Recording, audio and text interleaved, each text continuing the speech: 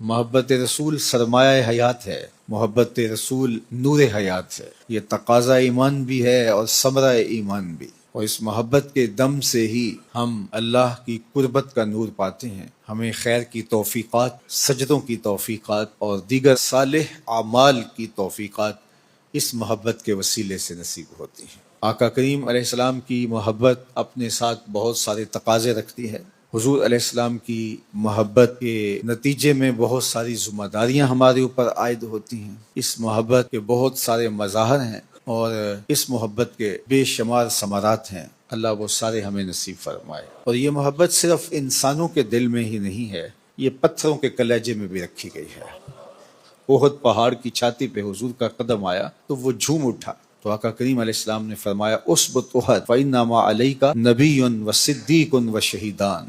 اے احد ٹھہر جا، تیرے اوپر اللہ کا ایک نبی ہے، ایک صدیق ہے اور 2 شہید ہیں۔ تو اس کے سینے میں بھی حضور کا پیار رکھا ہے۔ مجھے بتاؤ کہ پتھر بھی کسی سے پیار کرتے ہیں، لیکن میرے آقا نے فرمایا احد جبل یحبنا ونحبہ، احد پہاڑ ہے ذات کا، لیکن میرے سے پیار کرتا ہے اور میں اس سے پیار کرتا ہوں۔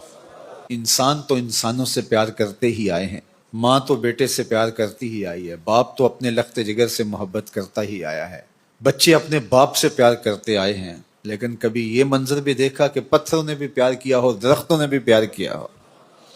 اگر دنیا نے حضور سے پیار کیا ہے تو آقا نے بھی پیار کی ریت نبھائی ہے، بلکہ پیار آیا ہی ادھر سے ہے۔ دنیا کو محبت بانٹی ہی میرے حضور نے ہے صلی اللہ علیہ وسلم۔ قرآن نے کہا عزیز علیہ ما عنتم، تمہارا مشقت میں پڑنا اس نبی پر گراں گزرتا ہے۔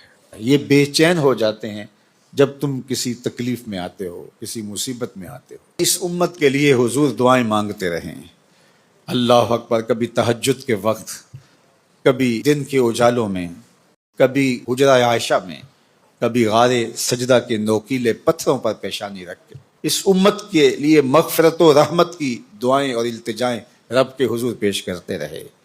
اور حشر کے دن بھی حضور دامن شفاعت کھولیں گے، اللہ اکبر، اور گناہ گاروں کو آتش دوزخ سے نجات دلائیں گے۔ کیا منظر ہوگا قیامت کے دن جب حضور شفاعت کے بازو پھیلائیں گے، پیش حق مجدہ شفاعت کا سناتے جائیں گے، آپ روتے جائیں گے، ہم کو ہنساتے جائیں گے۔ وسعتیں دی ہیں خدا نے دامن محبوب کو، جرم کھلتے جائیں گے اور وہ چھپاتے جائیں گے۔ اللہ اکبر۔ کہا میرے رب نے مجھے اختیار دیا، یا تو آدھی امت کو ہم بخش دیتے ہیں بغیر حساب کے اور آدھی کا حساب لے لیں گے، اور یا پھر آپ کو حق شفاعت دے دیتے ہیں، آپ جس کو چاہے شفاعت کر کے بخشوا لینا۔ حضور فرماتے ہیں اخترت الشفاعہ، میں نے شفاعت والا معاملہ اختیار کیا ہے۔ مطلب کیا کہ میں شفاعت کر کے سب کی بخشش کروانا چاہتا ہوں۔ آدھی امت والا معاملہ میں نے قبول نہیں کیا، بلکہ میں نے شفاعت کا حق لے لیا ہے۔ اللہ اکبر۔ یہ ہے حضور کی شفاعت کے رنگ۔ وہ کسی نعت خواہ نے پڑھا کہ وہ اپنا مقدمہ کیسے ہار سکتا ہے جس کے حضور وکیل ہوں، تو میں نے ٹوک دیا تھا، میں نے کہا حضور ہمارے وکیل نہیں ہیں، شفیع ہیں۔ وکیل بمانا نگہبان، وہ تو ہیں حضور ہمارے وکیل، لیکن وکیل بمانا ایڈوکیٹ، اس معنی میں حضور ہمارے وکیل نہیں ہیں۔ چونکہ جو وکیل ہے وہ جج کو کہتا ہے کہ صاحب میرے موکل نے یہ جرم نہیں کیا، لہٰذا بری کیا جائے، جرم ثابت ہو تو سزا لازمی ہوتی ہے۔